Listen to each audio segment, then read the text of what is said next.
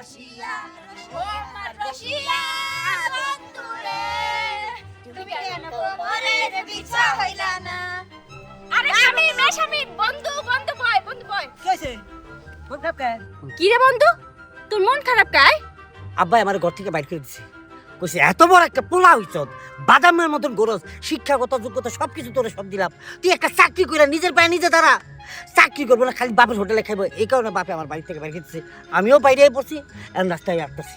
ও আচ্ছা ঠিক আছে মন খারাপ করিস না আচ্ছা ল আট মুখো বাড়ি ল তোরে খাইতে দেই আয় না, তোর গো বাড়িতে যাবো না, কতদিন যাবো, কত খাওয়াবি, হ্যাঁ কম খাওয়াইছ, আমি তোর বাড়িতে যাইতে চাইতেছি না।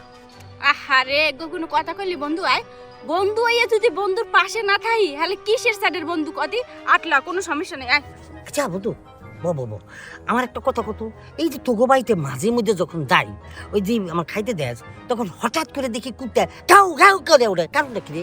ও কারণ হলো অর প্লেটে করে খাইতে দিলেও গেউ গেউ গেউ গেউ করে কুত্তা প্লেট?